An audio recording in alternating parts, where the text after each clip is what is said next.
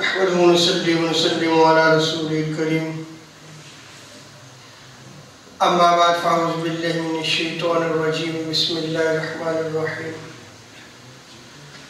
قال الله تبارك وتعالى في القرآن المجيد واعتصموا بحبل الله جميعا ولا تفرقوا صدق الله مولانا العظيم مولاي صل وسلم دائما أبدا على حبیبک خیر الخلق کلہم۔ اللہ تبارک و تعالیٰ کا بے پایہ لطف و کرم اور احسان عظیم ہے کہ جس نے ہمیں اس جمعۃ المبارک کی عظیم اور بابرکت محفل میں اکٹھی ہونے کی توفیق عطا فرمائی، اور سب سے بڑھ کر یہ کہ ہمیں دولت ایمان سے بہرامند فرمایا۔ آج ہمارا موضوع گفتگو اہل سنت و جماعت کو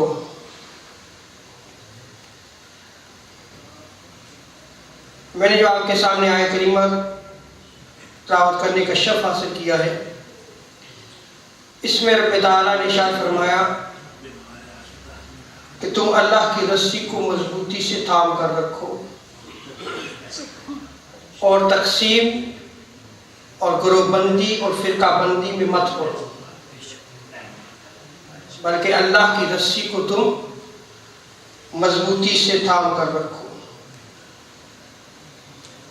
سورہ نساء ورس 115 میں رب تعالیٰ ارشاد فرماتا ہے وَيَتَّبِعْ غَيْرَ سَبِيلِ الْمُؤْمِنِينَ نُوَلِّهِ مَا تَوَلَّى وَنُصْلِهِ جَهَنَّمَ وَسَاءَتْ مَصِيرًا، کہ جو مومنین کا راستہ چھوڑ کر مسلمانوں نے جس راستے کو اختیار کیا ہوا ہے قرآن و سنت کے مطابق، مسلمان جس راستے پر چل رہے ہیں، جو اپنا مختلف راستہ اپنائے، اس راہ پر چلے جو مسلمانوں کی راہ سے الگ ہو، تو رب تعالیٰ ارشاد فرماتا ہے کہ پھر ہم اسے پھرنے دیں گے کہ وہ پھرے، جس گمراہی میں وہ جا رہا ہے اس گمراہی کی دلدل میں مزید پھنسے،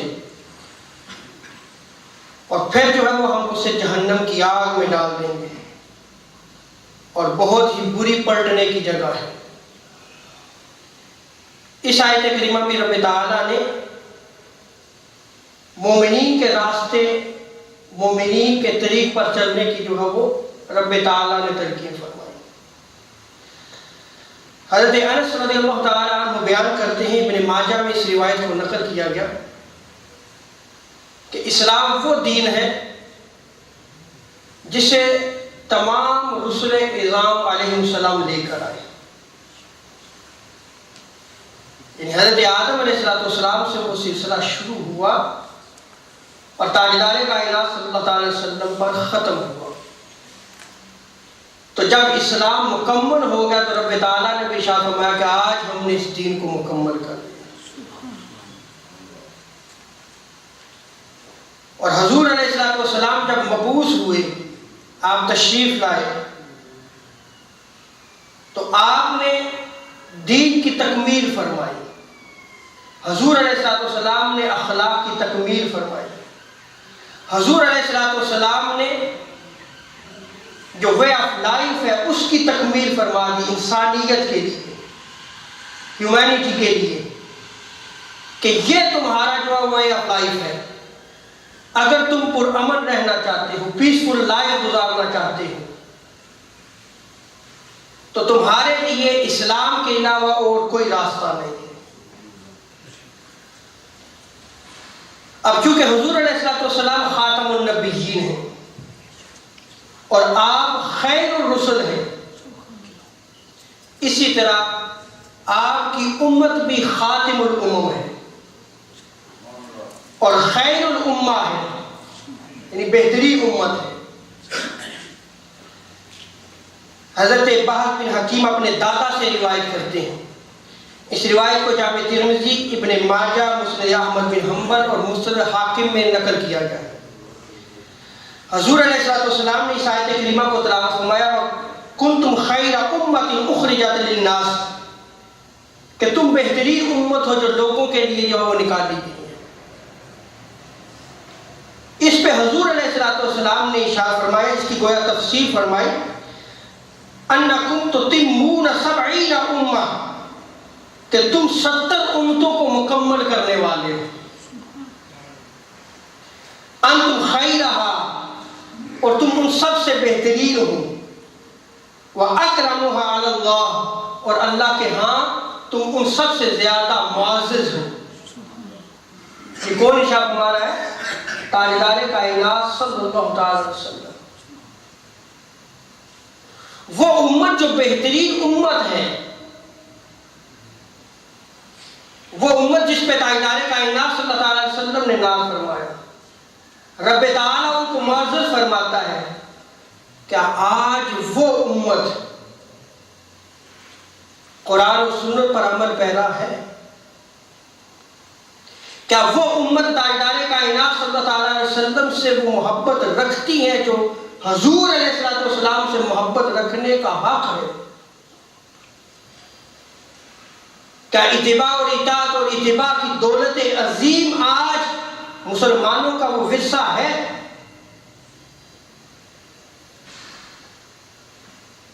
رب تعالیٰ نے اس امت کو افتراق، گروہ بندی، تفرقہ سے منع کیا ہے. پہلی امتوں میں بھی تفرقہ ہوا اور کئی گروہوں میں وہ تقسیم ہوئے. رب تعالیٰ نے ارشاد فرمایا وَاعْتَصِمُوا بِحَبْلِ اللَّهِ جَمِيعًا وَلَا تَفَرَّقُوا، کہ تم اللہ کی رسی کو مضبوطی سے تھام کے رکھنا، تفرقہ میں نہ پڑنا. اس آیت کریمہ کی تفسیر میں قاضی محمد ثناء اللہ عثمانی مجددی پانی پتی رحمۃ اللہ تعالی علیہ تفسیر مظہری میں فرماتے ہیں، بڑی ہی قابل غور بات ہے یہ. آپ فرماتے ہیں کہ دین میں سب سے پہلا اختلاف حروریہ خوارج نے کیا. سب سے پہلا دین میں اختلاف. اور وہ کون تھے؟ جنہوں نے حضرت مولا علی کے خلاف بغاوت کی، خروج کیا. یہ کون تھے خوارج؟ جنہوں نے حضرت مولا علی اور اکابر صحابہ پہ جو ہے وہ کفر کے فتوے لگائے اور الگ اسلامی اسٹیٹ بنائی انہوں نے، اور پھر جو ہے وہ ہتھیار کو اٹھا کر مسلمانوں کا قتل عام شروع کیا. وہ خوارج، یعنی صحابہ کرام کو انہوں نے مشرک قرار دیا، صحابہ کرام کو انہوں نے بدعتی قرار دیا، اور مولا علی کے خلاف، صحابہ کرام کے خلاف جو ہے پھر انہوں نے بغاوت کی. وہ خوارج، یعنی دین میں سب سے پہلا اختلاف کرنے والے وہ تھے. اور حضور علیہ السلام نے بخاری، مسلم، سیاستہ اور جتنی کتب احادیث ہیں ان میں ان روایات کو نقل کیا گیا. خوارج کے متعلق تاجدار انبیاء صلی اللہ علیہ وسلم نے بیان فرمایا اس امت کا جو سب سے خطرناک اور عظیم فتنہ ہے. حضور نے متنبع فرمایا ہے، اور حضور ارشاد فرماتے ہیں لا یزالون یخرجون حتی یخرج آخر مع مسیح دجال، کہ یہ خوارج ہر دور میں پیدا ہوں گے اور نکلتے رہیں گے. یہ نئی شکلوں میں نکلیں گے. اسلام کا لبادہ ہوگا، ظاہری شکل و صورت اسلام کی ہوگی، اور ہر دور میں نکلیں گے. اور حضور شاہ فرماتے ہیں کہ یہاں تک کہ ان کی آخری نسل دجال کے ساتھ جا کے ملے گی. فرمایا ہم شر الخلق، یہ بدترین ہے مخلوق میں. تو سب سے پہلا فتنہ جو دین میں جنہوں نے رخنا ڈالا، تفرقہ ڈالا، وہ کون تھے؟ خوارج تھے. اور آگے قاضی محمد صلی اللہ پانی پتی رحمۃ اللہ تعالی علیہ فرماتے ہیں پھر عبداللہ بن سبا نے روافض کی منشا پر جو ہے وہ اختلاف کیا اور انہوں نے بھی حق کو چھوڑ دیا. رافضی جو تھے، اور حضور علیہ السلام نے حضرت ابن عباس نے مرفوع اور روایت کو نقل کیا ہے. الصواعق المحرقہ میں ابن حجر الشافعی المکی نے اس روایت کو نقل کیا ہے. حضور شاہ فرماتے ہیں یکون فی آخر زمان قوم یسمون الرافضہ، کہ قرب قیامت ایک قوم ظاہر ہوگی جو رافضی ہوں گے. کیا ہوں گے؟ رافضی ہوں گے. فرمایا گیا حضور علیہ السلام وہ اسلام سے نکل جائیں گے، اسلام سے نکل جائیں گے. تو یہ دو فتنے جن کے بارے میں تاجدار انبیاء صلی اللہ تعالی علیہ وسلم نے متنبع فرمایا، اس امت کو تنبیہ فرمائی. حضور علیہ السلام نے احوال نقل فرمایا، اپنے صحابہ نے ان کو محفوظ کیا. اور حضور علیہ السلام نے ان دو فتنوں کو عظیم فتنہ قرار دیا ہے، اور یہ ہر دور میں ہوں گے۔ اب یہاں پر یہ دیکھیں کہ خوارج اور روافض ان دونوں نے جو اختلاف کیا ہے، میں توجہ چاہوں گا، بڑی اہم بات کر رہا ہوں، تسلسل چاہوں گا آپ کا اور توجہ چاہوں گا۔ انہوں نے اعمال میں اختلاف نہیں کیا تھا، میں نماز میں اختلاف ہو، روزے میں اختلاف ہو، حج میں ہو، اس میں نہیں کیا تھا۔ ان دونوں کا اختلاف عقیدے میں تھا۔ کس میں تھا؟ عقیدے میں تھا۔ اور آج جس دور میں ہم زندگی بسر کر رہے ہیں، یہاں پہ بھی امت کا جو اختلاف ہے وہ عقیدے میں ہے، جس کو ہم اہمیت نہیں دیتے۔ یعنی انہوں نے بھی عقیدے میں اختلاف کیا، اور حضور علیہ السلام نے جو ہے وہ اس فتنے کے حوالے سے جو ہے وہ مطلب پہ فرمایا۔ اب حق راہ پہ کون ہے؟ قرآن مجید سے رہنمائی لینی ہے، حدیث سے رہنمائی لینی۔ قرآن صاحب فرماتا ہے وَاعْتَصِمُوا بِحَبْلِ اللَّهِ جَمِيعًا وَلَا تَفَرَّقُوا، خبردار فرقہ بندی، گروہی بندی میں نہ پڑو، تقسیم نہ ہو، اللہ کی رسی کو مضبوطی سے تھام کر رکھو۔ اب بحبل اللہ، اللہ کی رسی کی بہت زیادہ تفاسیر ہیں، بعض نے سے قرآن کو مراد لیا، لیکن میں ایک تفسیر نقل کرتا ہوں، اور وہ ہے حضرت عبداللہ ابن مسعود رضی اللہ تعالیٰ عنہ، صحابی رسول ہیں۔ اس روایت کو ابن جریر طبری نے اپنی سند کے ساتھ نقل کیا ہے جامع البیان میں، اور امام قرطبی نے تفسیر قرطبی میں اس روایت کو نقل کیا ہے۔ حضرت عبداللہ ابن مسعود رضی اللہ تعالیٰ عنہ فرماتے ہیں کہ حبل اللہ سے مراد اہل سنت و جماعت ہے۔ وہ جماعت ہے، وہ کون ہے؟ جماعت ہے۔ وہ جو جماعت صحابہ کا عقیدہ تھا، وہ جو جماعت صحابہ کا عمل تھا، یہ قیامت تک جو حضور سے انہوں نے لیا، یہ قیامت تک محفوظ رہے گا۔ میں آگے روایت نقل کروں گا، وہ شکل کبھی بھی نہیں بدلے گی۔ اب یہاں پہ پھر میں ایک اور جو ہے وہ مسئلہ کلیئر کرتا چلوں کہ بعض دفعہ جو ہے وہ نماز پڑھنے میں، بھئی نماز رفع یدین کرنا ہے یا نہیں کرنا، ہاتھ جو ہے وہ اوپر باندھنے ہیں یا ناف کے نیچے باندھنے ہیں، یہ اختلافات جو ہے وہ امت میں موجود ہیں، لیکن یہ اختلاف جو ہے یہ فروعی اختلافات ہیں، اصول میں اختلاف نہیں ہے۔ یہ شافعی جو ہے وہ ناف سے اوپر ہاتھ باندھتے ہیں،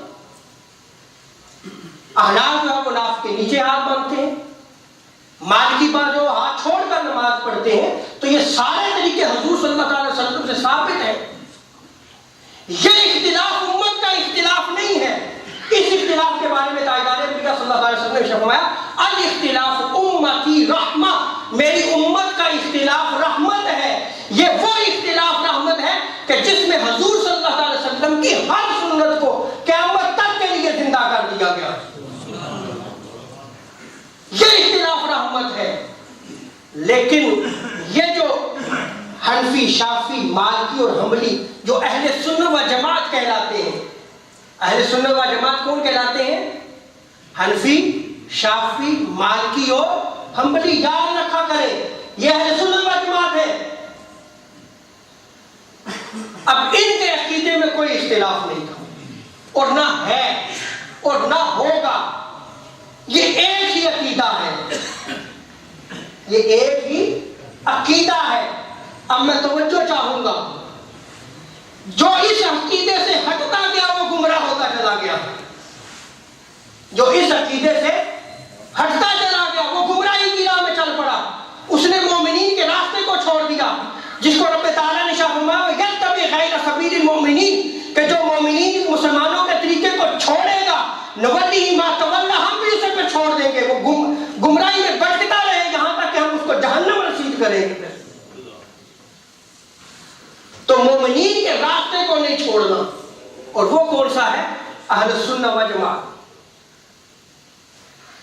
عقیدہ تو ایک تھا، اور عقیدہ ایک ہے، اور عقیدہ ایک رہے گا۔ آج پھر عقیدے میں اختلاف ہے،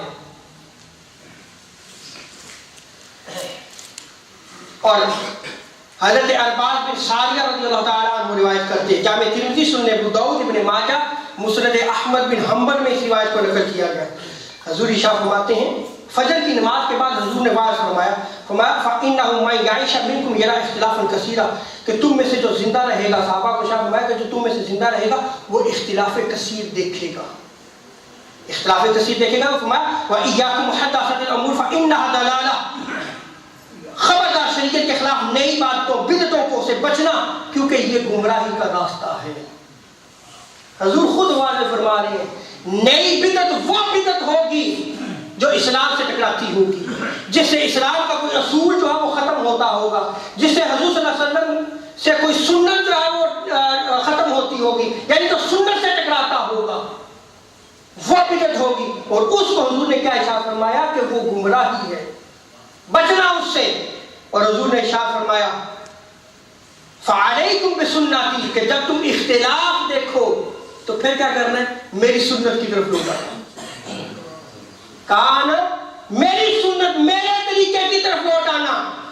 اور ارشاد فرمایا وَسُنَّتِ الْخُلَفَاءِ الرَّاشِدِينَ الْمَهْدِيِّينَ، اور پھر خلفاء راشدین المہدیین کی سنت، ان کے طریقے کی طرف لوٹ آنا، پھر بچ جاؤ گے جب اختلاف کثیر ہو۔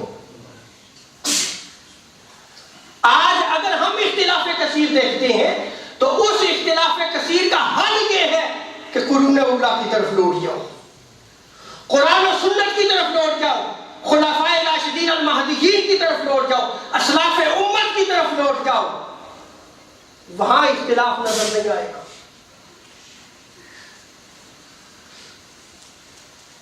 اور اہل سنت و جماعت کے لیے یاد رکھیں، یہ یاد رکھنے والی باتیں ہیں، احادیث میں جماعت کا لفظ استعمال ہوا ہے اور السواد الاعظم کا لفظ استعمال ہوا ہے، جس کو میجورٹی آف امہ قرار دیا گیا۔ کیا؟ میجورٹی آف امہ۔ یہ الفاظ احادیث میں بہت ساری روایات، دو روایات نقل کرتا ہوں۔ ابن عمر روایت کرتے، جامع ترمذی حاکم مسلم کی روایت، حضور شاہ فرماتے لا یجمع امتی علی الضلالہ، میری امت کی اکثریت، میجورٹی آف امہ کبھی بھی گمراہ نہیں ہوگی۔ وَيَدُ اللَّهِ مَعَ الْجَمَاعَةِ، اور اللہ کی حفاظت کا ہاتھ اس جماعت پر ہمیشہ رہے گا۔ من شذ شذ الی النار، جو اس جماعت سے الگ ہوگا وہ جہنم رسید ہوگا، وہ جہنم کی طرف چلا گیا۔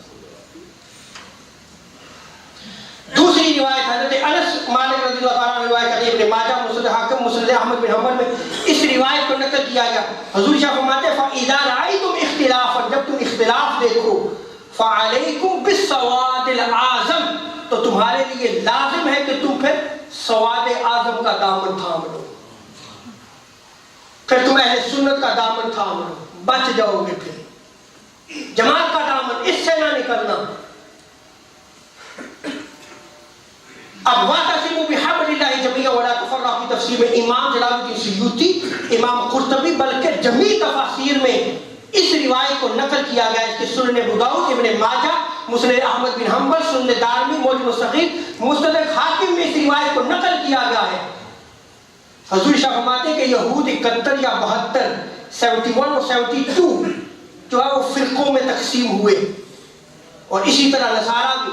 اور حضور نے شاہ فرمایا کہ میری امت جو ہے وہ 73 فرقوں میں، 73 فرقوں میں تقسیم ہوگی۔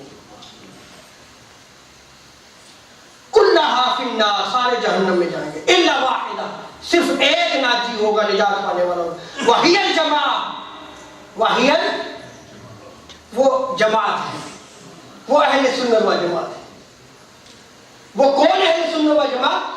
جنہوں نے قرآن اور سنت کو، حضور کے سارے نظام کو ایک جگہ جمع کر دیا تھا، اسی کو آج امت لے کے چل رہی ہے اور قیامت تک لے کر چلے گی۔ ان ائمہ دین نے کوئی الگ کام نہیں کیا تھا، ان ائمہ دین نے صحابہ سے، جیسے امام ابو حنیفہ نے سارے کا سارا دین کا علم صحابہ کرام سے، اکابر تابعین، اجل تابعین سے لیا ہے، اور باقی ائمہ سارے جو ہے وہ امام ابو حنیفہ کے شاگردوں میں آتے ہیں، الا امام مالک جو آپ کے ہاں اثر ہے۔ تو حضور علیہ السلام نے صرف فرمایا کہ باقی سارے جہنم میں جائیں گے، ایک ناجی ہوگا۔ اور یہاں پہ جو ہے وہ بعض لوگ کہتے ہیں کہ سارے ٹھیک ہیں جی، سنا ہوگا آپ نے، وہ سب بھی ٹھیک ہے، اور یہ ہمارے، اور یہ صرف ہم سنیوں میں یہ چیز ہے. اور کیوں؟ قرآن و سنت کا نالج، نہ ہم نالج لیتے ہیں، نہ ہمارا عمل ہے، نہ ہم قرآن و سنت پڑھتے ہیں، پڑھاتے ہیں، سنتے ہیں، سناتے ہیں. ہمارا کام صرف یہ ہے کہ جمعہ ہوا، گیدرنگ ہوئی، نماز پڑھی، وہ بھی مولوی صاحب گھڑی کا فل ٹائم دیکھا ہوا آپ نے، مولوی صاحب ٹائم سے کھڑے جمع کرنے چھوڑو، رمضان آیا پھر میجورٹی آپ اکٹھے ہوئے، گیدرنگ ہوئی، نماز عید ہے، بس ختم. ہمارا حال یہ ہو چکا ہے. اب اس حال سے جہاں جب ہم دین نہیں لے رہے تو پھر ہم نے یہی کہنا کہ سارے ٹھیک ہیں. اور اگر سارے ٹھیک ہیں تو حضور کے اس فرمان کو کہاں رکھیں گے آپ؟ کہاں رکھیں گے آپ اس کو؟ کیا آپ کا قول حدیث کے خلاف تو نہیں ہے کہیں؟ یہ آپ خود سوچیں. ہوں گے فرق. اور یہاں پہ امام زیدی نے تخریج کشاف میں اس حدیث کے تمام طرق کو جمع کیا اور 18 اجل صحابہ کرام سے اس روایت کو نقل کیا ہے. کتنے؟ 18 صحابہ کرام ہیں. اور ابن قیم جوزی اس حدیث کے حوالے سے لکھتے ہیں کہ یہ جو الگ ہوئے ہیں، جو فرق ہوں گے، جو جہنم میں جائیں گے، عقیدے کے باعث کے جہنم میں جائیں گے، لیکن یہ دخول جو ہے ان کا جہنم میں داخل ہونا ابداً نہیں ہوگا. یہ پھر حضور کی شفاعت سے جنت میں جائیں گے. حضور کی شفاعت سے، جیسے عمل میں جو ہے وہ اگر کجی ہوگی، کمی ہوگی تو تب بھی جہنم ہے، پھر حضور کی شفاعت سے جو ہے وہ جہنم میں. کیونکہ حضور نے کیا ارشاد فرمایا؟ ان امتی ستفترق، کہ میری امت میں ہوں گے. حضور نے ان کو اپنی امت میں داخل فرمایا، نکالا نہیں ہے. اگر یہ سنت کا عقیدہ سمجھے، ہم کسی مسلمان کو مشرک اور کافر قرار نہیں دیتے، نہ ہماری کتابوں میں یہ لکھا ہوا ہے کہ ہمارے اوپر بلیم ہے. ہم گمراہ قرار دیتے ہیں جیسے حضور صلی اللہ علیہ وسلم نے ارشاد فرمایا، جیسے اکابرین امت نے بیان فرمایا کہ راہ راست سے ہٹے ہوئے اللہ یہ ہدایت دے. ہماری جو مساجد سے جو ہے وہ کفر کے فتوے جاری نہیں ہوتے. مشرک امت کو قرار نہیں دیا جاتا، نہ ہم امت کو مشرک قرار دیتے ہیں، نہ ہم امت کو کافر قرار دیتے ہیں. ہمارا عقیدہ جو ہے وہ قرآن و سنت سے ثابت ہے.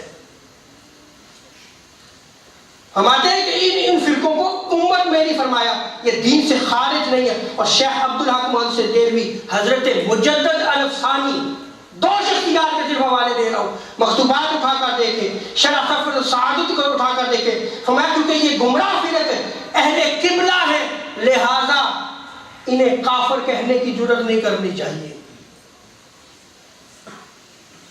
اور ہمارے ہاں تباہی و بربادی یہ ہو چکی ہے کہ بھئی جو کفر کا فتویٰ لگانا ہے تو کسی عام بندے نے کفر کا فتویٰ لگانا ہے. یہ تو کسی مفتی کے پاس وہ چیز جائے گی، وہ اس کو کھنگالے گا، وہ اس کو متنبع کرے گا، دلائل دے گا، بار بار اس کو سمجھائے گا، پھر وہ جو ہے وہ اس پہ جا. ہمارے ہاں تو انا للہ و انا الیہ راجعون. فرماتے ہیں کہ جرات نہیں کرنی تا وقت کہ وہ ضروریات دین کا انکار کر دے. کس کا انکار کر دے؟ ضروریات دین کا انکار کر دے. جیسے قادیانی، مرزئی، جنہوں نے ضروریات دین کا انکار کیا ہے، بالاجماع امت کافر ہے، وہ اس امت سے خارج ہیں، وہ آبادن جو ہے وہ جہنم میں رہیں گے. اب آپ سمجھیں. لیکن باقی جو دیگر فرق ہیں، اگر وہ ضروریات گمراہ ہو گئے اور اگر ان کی گمراہی ضروریات دین کے انکار تک نہیں پہنچی تو وہ امت میں، لیکن اگر وہاں پہنچ گئی تو وہ بھی دار اسلام سے خارج ہوگی. اب بہت ساری بحث کو چھوڑ کے، یعنی عقائد و نظریات میں امت میں اختلاف ہوا، معتزلہ ہوئے، قدریہ ہوئے، جبریہ ہوئے. اب یہ فرق اب جو ہے ان کے نام و نشان نہیں رہے، ختم ہو گئے. لیکن اہل سنت قائم ہے یا نہیں ہے؟ میں صرف تاریخ کے جوکے میں آپ کو جھانکنا، دیکھیں آپ اہل سنت کے خلاف کے فرق نکلے تھے، لیکن آج ان کا نام و نشان نہیں. سوچ ضرور موجود ہے. لیکن آج کے دور میں نئے نام ہیں، لیکن ہیں ضرور۔ اور کیسے ہوا؟ بس ایک ایگزامپل دیتا ہوں یہاں پہ، مثال کو سمجھیے گا اور ہمیشہ یاد رکھیے گا۔ 1206 ہجری، یعنی حضور کے وصال کے 1200 سال بعد نجد سے ایک تحریک اٹھی، اس نے حضور کے وسیلے کا انکار کیا۔ اس نے نہ صرف انکار کیا بلکہ جو توسل کا اقرار کرتا ہے، شفاعت کا اقرار کرتا ہے، انہیں مشرک قرار دیا۔ کب اٹھی یہ تحریک؟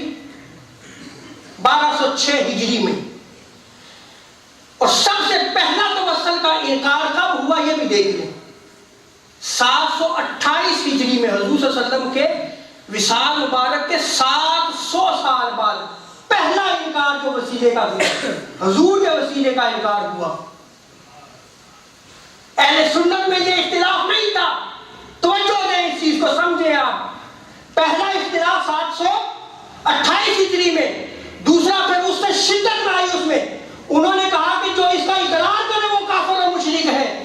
اور پھر جو ہے یہ 1246 میں ہندوستان منتقل ہوا، 1246 میں ہندوستان میں منتقل ہوا۔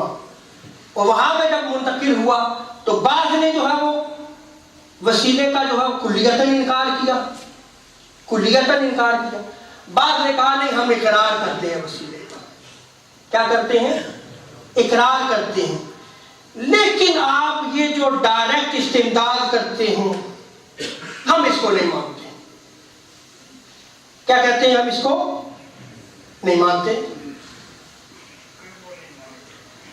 آپ اگر ڈائریکٹ کو نہیں مانتے، اب میں روایات میں کرنے کو بہت زیادہ چونکہ ٹائم ہو چکا ہے، مجھے صرف یہ 2 منٹ میرے اوپر لگ سکتے ہیں، لیکن یہ ایک روایت نقل کر کے جو ہے وہ ختم کروں گا۔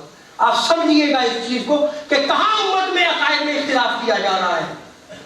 حضور کے وسیلے کا یا تو بالکل انکار کیا گیا، یا پھر جو ہے وہ اقرار کیا گیا کہ نہیں ہم بھی مانتے ہیں وسیلے کو، لیکن آپ ڈائریکٹ جو ہے وہ یا رسول اللہ نہیں کہہ سکتے، آپ یا رسول اللہ نہیں کہہ، یا رسول اللہ مدد نہیں کہہ سکتے۔ آئیے دیکھتے ہیں یہ جو روایت نقل کرنے لگا، حضرت مالک دار نے اس روایت کو نقل کیا ہے، ابن ابی شیبہ نے المصنف میں اس کو نقل کیا ہے، اور حافظ ابن کثیر نے البدایہ و نہایہ میں نقل کر کے وقال اسنادہ صحیح، اس کی سند صحیح ہے۔ حافظ ابن حجر اسقلانی نے اصابہ میں اس روایت کو نقل کیا ہے، اور وقال رواہ ابن ابی شیبہ باسناد صحیح، انہوں نے بھی کہا ہے کہ اس کی سند صحیح ہے۔ اس کے علاوہ امام بہقی نے دلائل نبوہ میں، امام ابن البر نے جو ہے اس کو اشتیاق میں، امام سبکی نے شفا و سقام میں اس روایت کو نقل کیا ہے۔ حضور صلی اللہ علیہ وسلم وصال فرما گئے، حضور صلی اللہ علیہ وسلم وصال فرما گئے، مدینہ میں قحط ہوا، اور یہ دور تھا عمر فاروق رضی اللہ تعالیٰ عنہ۔ فجاء رجل الی قبر نبی صلی اللہ علیہ وسلم، ایک آدمی حضور کی قبر مبارک میں آیا، فقال یا رسول اللہ استسقِ لامتک، آگے قبر مبارک میں کیا کہتا ہے، ندا کون سی دے رہا ہے وہ، یا رسول اللہ، اے اللہ کے رسول اپنی امت کو سیرابی عطا کیجئے۔ تو امت کا اختلاف نہیں تھا، بڑی توجہ میں چاہتا ہوں آپ کی، آپ کسی کے کلام پہ نہ جائیں کہ وہ بڑا خوبصورت کلام کرتا ہے۔ حضور صلی اللہ علیہ وسلم ارشاد فرماتے ہیں کہ بعض کلام کرنے والے اس طرح کلام کرتے ہیں کہ وہ جادو کر دیتے ہیں۔ حقیقت کو اگر سمجھنا ہے، اسلام کو اگر سمجھنا ہے تو اسلام کی روشنی اور ضیاء قرآن و سنت سے ہے، اہل سنت و جماعت کے دامن میں ہے۔ اس سے ہٹیں گے تو پھر گمراہی ہے، اس سے ہٹیں گے تو پھر گمراہی ہے۔ کیا آپ ان محدثین کو، امام ابن ابی شیبہ کو جو امام بخاری کے شیخ اور استاد ہیں، آپ کیا کہیں گے؟ سنی بریلوی سے۔ ابن حجر اسقلانی کو کیا کہیں گے آپ؟ ہمیں بھی جو ہے وہ کون سی بھول بھلائیوں میں جو ہے وہ گما دیا گیا۔ حافظ ابن کثیر کے حوالے سے آپ کیا کہیں گے؟ ان محدثین نے اس روایت کو نقل کیا ہے، اور حضور کے وصال کے بعد جو ہے وہ قبر مبارک میں عمر فاروق اللہ تعالیٰ کے دور میں جا کے یا رسول اللہ کا نعرہ لا کے حضور صلی اللہ علیہ وسلم سے جو استمداد کرتے ہیں، مدد طلب کرتے